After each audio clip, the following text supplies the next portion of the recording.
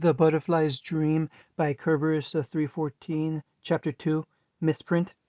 Dear Diary, hi, how are you?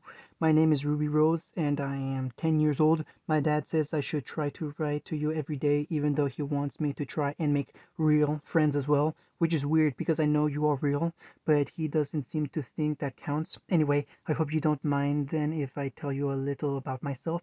My name is Ruby Rose and I am 10 years old, and I already said that.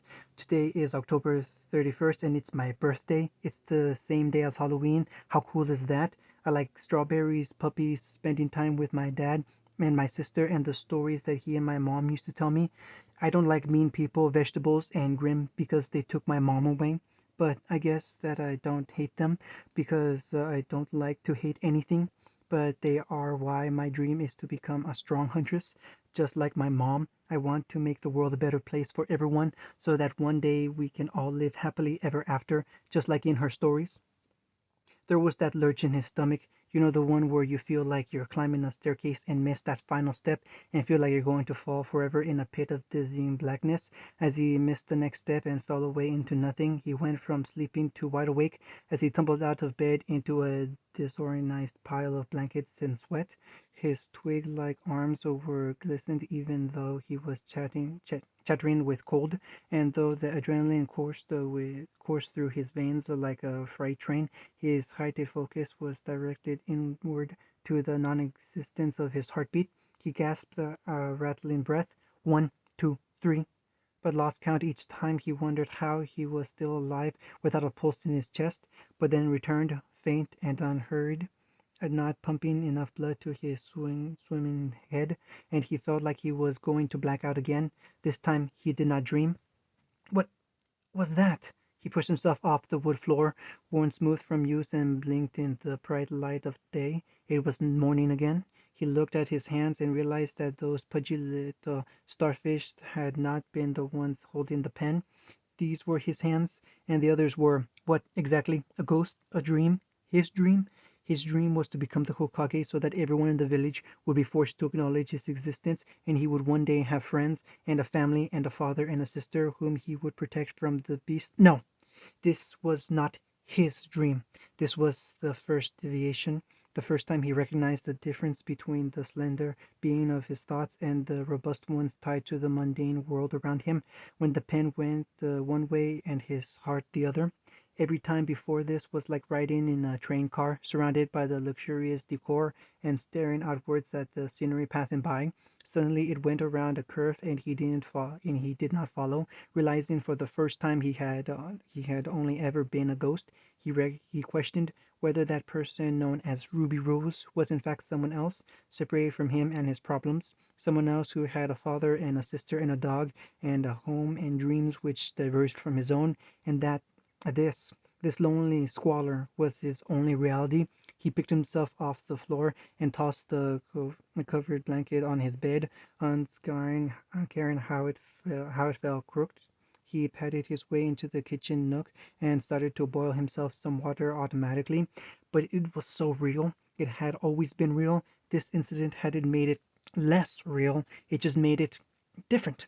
He clutched his heart as it skipped another beat, turned up the tiny blue flame to ward off the cold. Separate, apart, alone. Those happy faces were never meant for him. He shook his raggedy blonde locks, dispelling the dream from his head. Today was his first chance to pass a tuning exam after all. He needed to focus on the important things. He hopped on his tippy toes and swiped the uh, styrofoam container from the cabinet as the kettle began to boil, piercing whistle announcing the departure of the train from the station.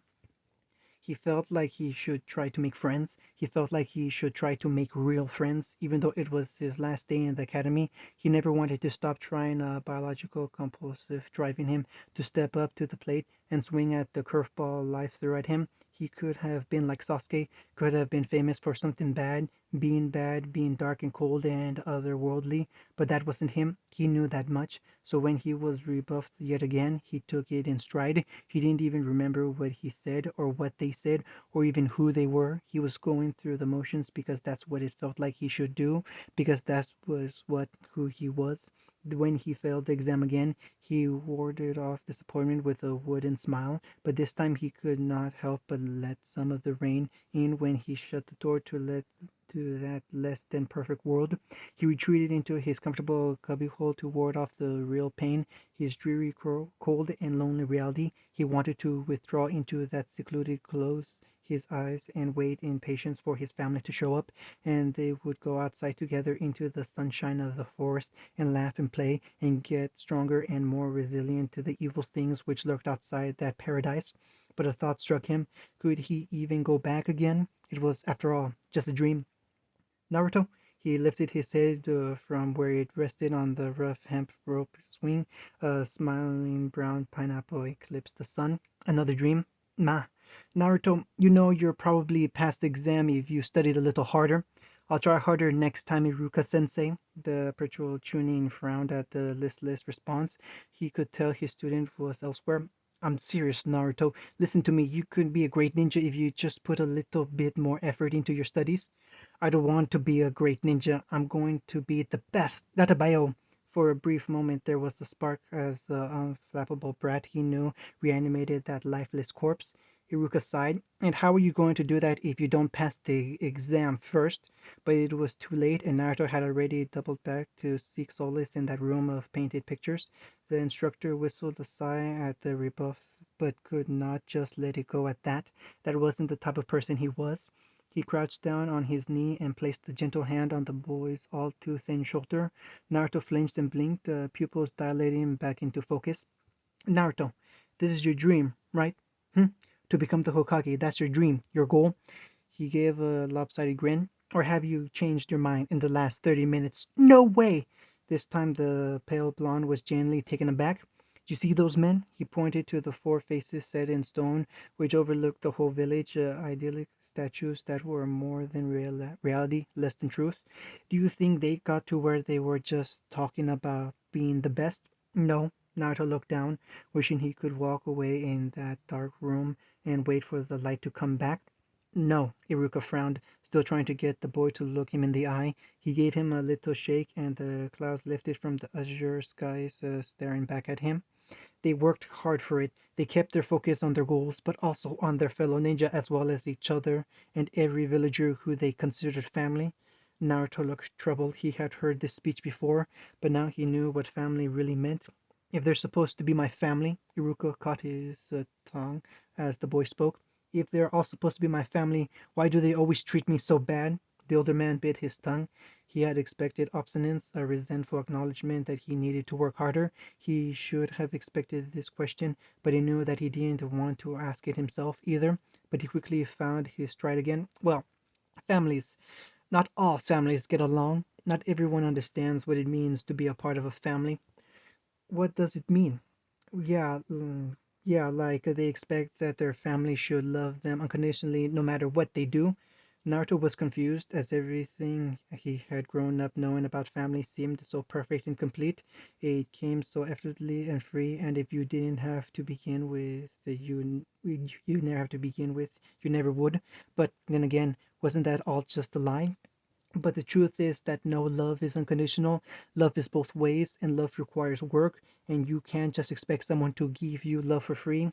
Then why should I? Because they are still part of your family, even if they don't know it. You shouldn't stop trying to care for them, and one day they will finally return that affection. Iruka smiled sadly. But there will be some who won't see it that way, and you have to prepare yourself for the fact that there are some battles you can't just win, but you never stop fighting. Never give up. He placed both hands on the young man's shoulders and looked into his fathomless blue eyes, wide with both fear and understanding, a child's eyes which bore a whole new world beyond their horizons. But you will win more than you will lose, that I promise you, because people will always choose love over hate, and so should you. Choose victory over defeat, choose happiness over despair. You just have to keep working at it, chipping away at everything just like the rock for the face you want up there. Naruto thought about the raven-haired woman, a raven-haired boy, one who was so far away and yet still family, one who was so close to kin but so far away. He thought on all the bitter and hurt feelings surrounding these two individuals, or were they one and the same? Either way, was that not a wasted love? The years spent pining after a bond which might never be forged? Iruka didn't seem to think so, and he had never steered him wrong before. For the first time, though, it felt like he could really see it and understand it, believe it. So, do you know what you should do now? Huh, he thought about it. He really did. He realized instead of just screwing up his face and looking like he was in order to satisfy the scar-faced man, Naruto, he resisted the urge to sigh, aware of the potential fundamental moment he was having with the impressionable youth. You need to focus on the here and now. Oh, right. His face heated up with the sting of pink, which reminded him of cotton candy. I need to keep working, to keep trying to get better and to be better. He looked up at the stone faces, suddenly aware of their permanence. I can't stop because it is worth it, because this is my world, my home, and someday they will be my people. His heart grew wings and sailed upwards on a thermal, because I can't give up, because I'm going to become Hokage.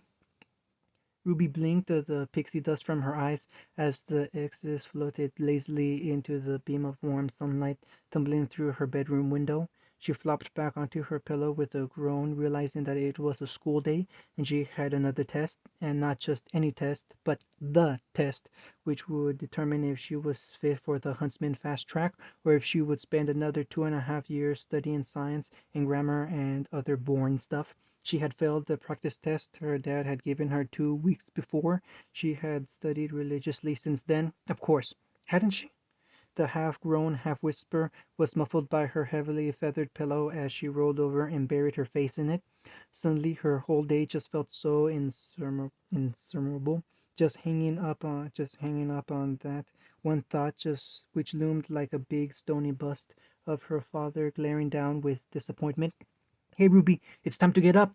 The voice of her sister was chipper and bright as the larks singing outside her window, and she wanted to chuck the pillow at both of them. Today is the day my little sister gets to become a huntress. Ruby wanted to point out that this was just the first of many, many steps to achieve their parallel goal, and she wanted to complain and bemoan her unpreparedness to wrench free some pity from her sister, but she didn't. There would be other chances, she knew, and this test wasn't to be all. It wasn't the be all end all. Her family would still love her at the end of the day, and her self-confidence would recover in time and should the worst come to pass. But that consoling thought wasn't what made her wrench herself out of bed. It was something she couldn't quantify, a confidence, a surety that she hadn't felt when she closed her eyes the previous night. The feeling was so unshakable and so real that she couldn't help but let it spread through her body like caffeine and perk her up out of her fatigued limitedness. Not that she would succeed, but that she would try. It came to her that she would know the results, good or bad, unless she took it, and she couldn't do that if she hadn't even gotten out of bed. Her foot peeked out from underneath the covers and onto the chilly early morning floor. Then Yang ripped off the covers and ran away giggling manically, with the crimson streak hot on her pigtails. The story hadn't been written yet. It hadn't even begun. End of chapter 2.